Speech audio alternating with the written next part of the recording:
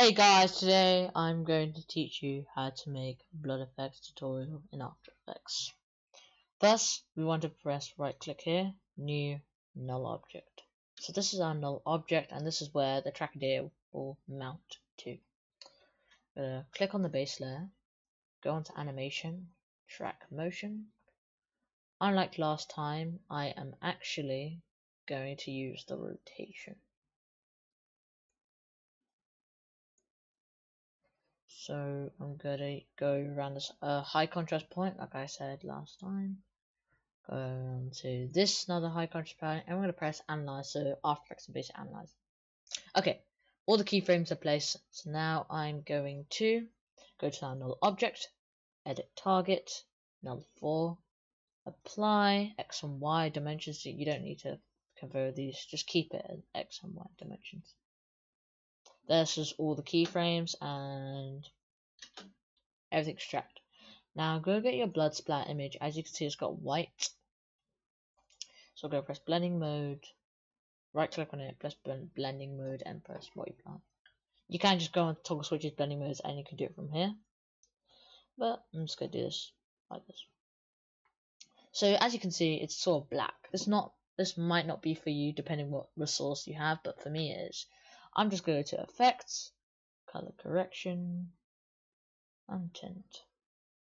Map the black into a red hue.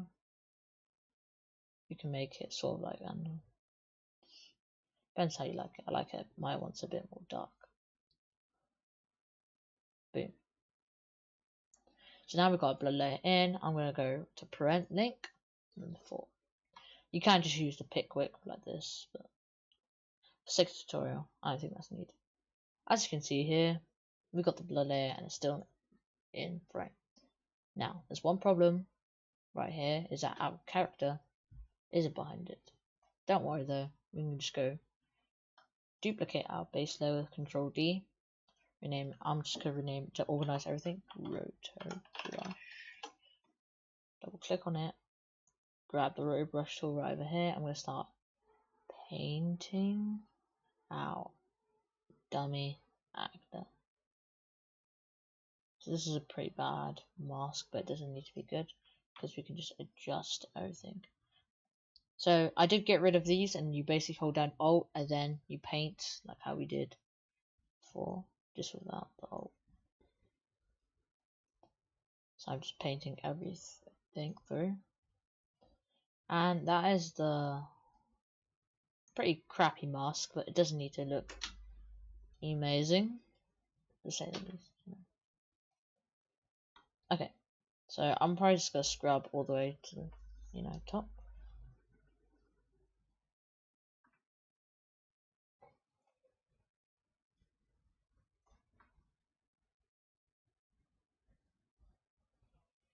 So that's pretty much good enough. You can toggle these settings here: contrast, feather, shift, edge, reduce chatter, stuff like that. I might add a little motion blur, but I don't think this is necessary for the sake of this tutorial. So okay, we've got everything in place. Now we need to. So now we have the layer sort of. We got the cutout done, but as you may notice, it's still not behind it. Don't worry though, it's not like the roto brush is not working, or you might use the pen tool and mask it, but for the sake we're using the roto brush. We're just gonna drag our layer, just put it right below the roto brush, and as you can see here, it's behind them. Most likely if you want it more realistic, you can just put it down there. So we're gonna scroll through to where it gets shot. So I think it reacts. Now we could just end it here, but there's still a lot of things that are missing. First of all, it's not animated. Now you could just use the Action Singles pack or any other pack for that matter and basically get a blood splat from there, but if you're just using an image, you might have this issue. Don't worry though, it's a pretty easy fix. We're just gonna go grab a ellipse tool right over here, press Q until you find a sort of oval looking shape. Then I'm gonna do a tiny little circle, minuscule the circle. We're gonna go into M, mask expansion. Press the stopwatch here for the keyframe. Scrub it a few frames. I think this is good enough. And then we're just gonna make that go all the way up. Again, bang. Now there is a sort of hard edge here, so what I might do is some bit of some feather out. Feathering is all up to you. You don't need to do this if you don't want to.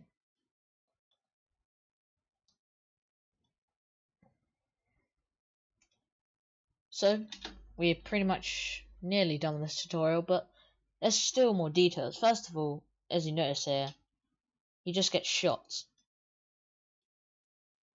Like nothing happens, no blood comes out, no like puff of blood, not even a wound. A wound's not necessary for this, but you basically get the idea.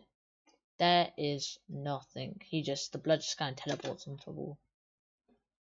So what we're going to do is we're going to get our blood layer.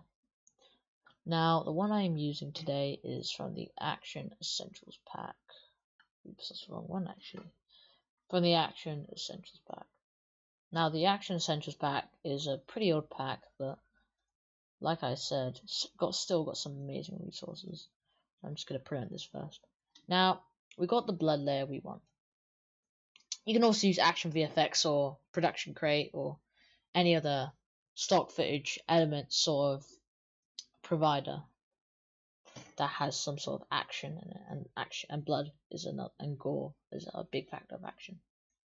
So we do have a blood layer, but it's kind of bright. Don't worry, this is a problem that most people might find with the blood layers in this pack, or any pack for that matter. Just go to Effect, Color Correction, scroll down. Oh, there we found it. Brightness and contrast. Just tone down the brightness a little bit and add a bit of some contrast. Remember to parent it to your null. But we're not done yet. First of all, I might make it a little bigger.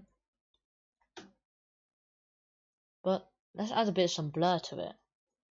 Effect, blur and sharpen, directional blur. Directional blur gives it sort of somewhere direction it's going to blur, so you can just do it all the way up or just do it slightly. So for this tutorial, I'm just going to do it. Oh my god! So I'm just going to do a bit slightly, like that.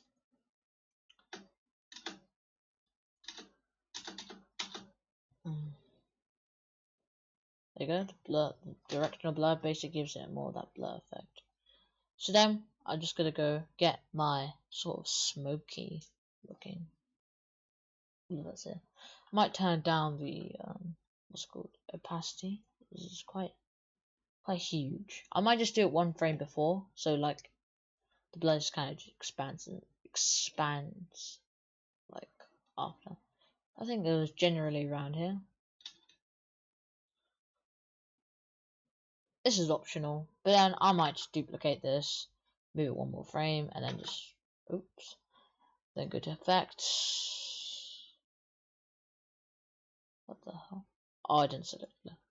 Right, effects, color correction, tint, map to white to sort of reddish hue,